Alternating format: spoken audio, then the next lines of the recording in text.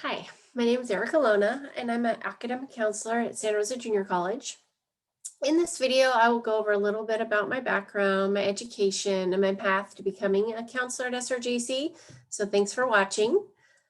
I was born and raised in Santa Rosa, and I actually graduated from Montgomery High School. And like many young folks, I just really wasn't sure what I wanted to do when I grew up.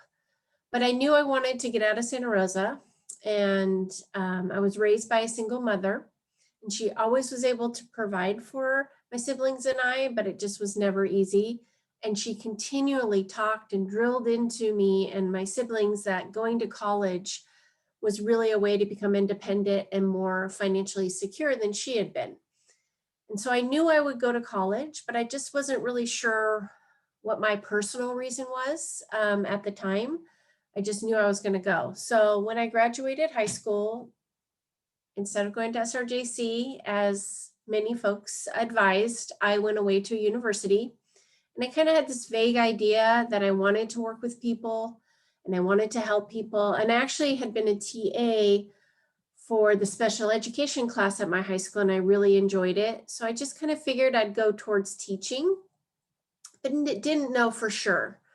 And so went away to college. Long story short, I had a really fun first year of college, met a lot of amazing people, but it wasn't necessarily the most productive experience. And so I, on the advice of my mother, came back to Santa Rosa and went to Santa Rosa Junior College. I received the Doyle Scholarship, so it was a great way to save money.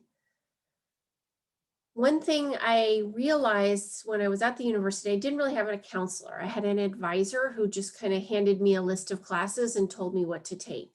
And when I came back to Santa Rosa and went to SRJC and met with a counselor, that counselor started asking me questions about my education and my career goals.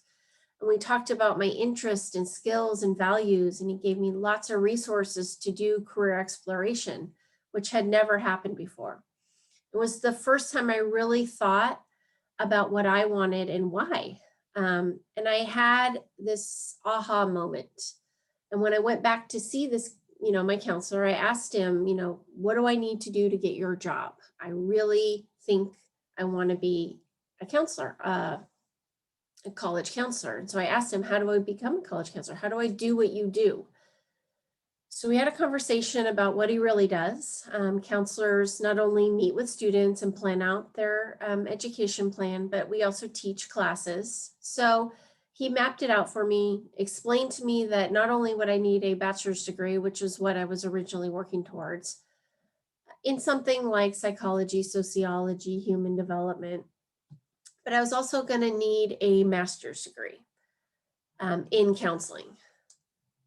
He explained that it was not an easy job to get at SRJC or really any community college, and that many people that graduated with a master's in counseling have to work many years as a part-timer, which we call an adjunct counselor. But he said, based on what he knew, a lot of current counselors would be retiring soon, and that would open the door to new counselors coming in and hopefully be able to get a job at some point. So he gave me all the resources to do the research about master's programs, and I went on my way to pursuing the goal. I was excited.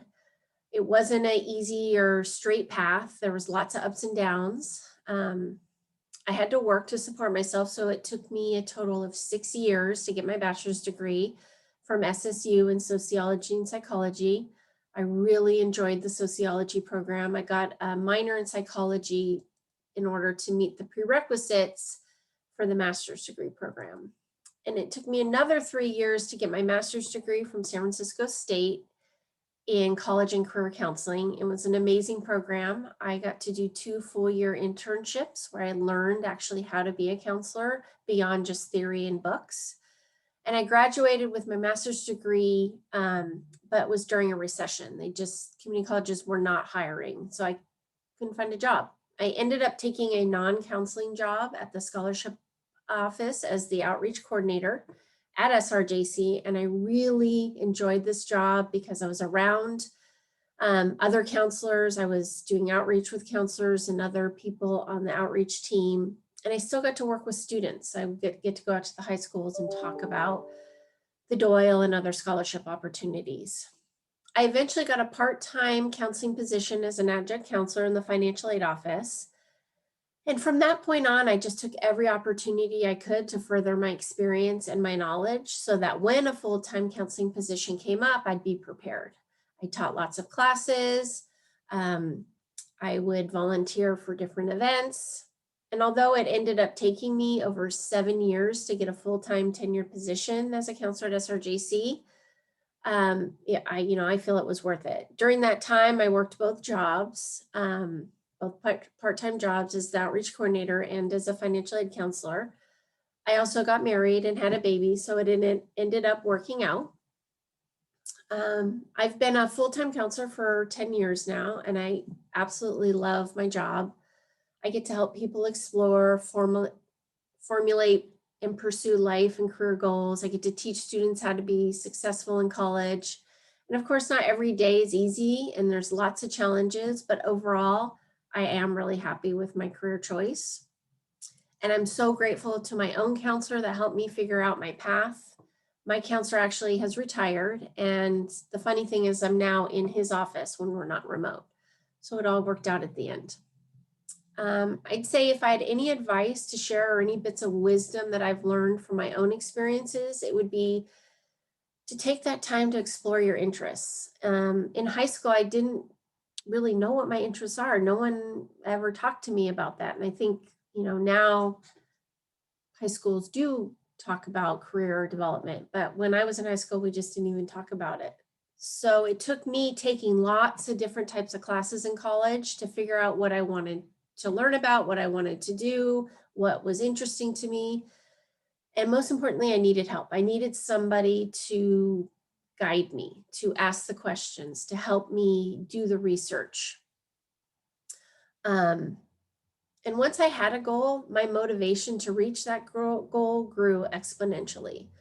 Before that, I just felt like I was going through the motions without any really real reason to be in college, but with help from my counselor, I found my interests, and with that came a desire to do well and to reach my goals. So, really, whether you know what you want to do when you grow up, or like me, you have no idea, it's okay. I think that's the biggest thing. We pressure people to have a plan and to know exactly what they want to do when they're 18 years old, which for some people is fine. For others, it's a lot of pressure. I think the best thing you can do now, wherever you are in your education, is to prepare yourself. Setting goals will help you find your motivation to study and do well. If you don't have a goal, it's really hard to spend that time to study because you don't really know what you're doing it for. And most importantly, ask for help. Talk to others about their paths. And these are all things that can help you set yourself up for success. Lastly, if you want to come to SRJC or just not sure about what you want to do after high school, please feel free to reach out to me or any of us SRJC counselors. I'm going to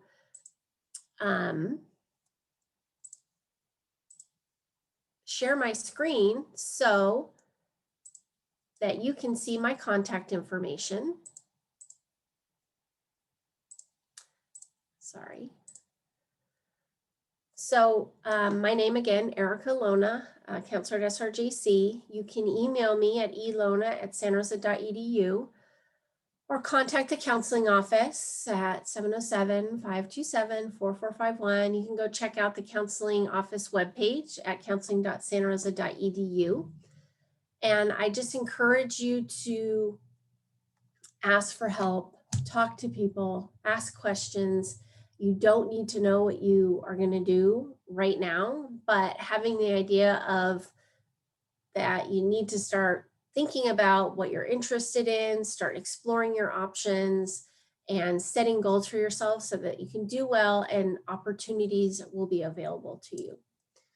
So I want to thank you very much for watching this video, and I appreciate you taking the time. Again, please feel free to reach out to me at any time, and I would be happy to help you. Thank you.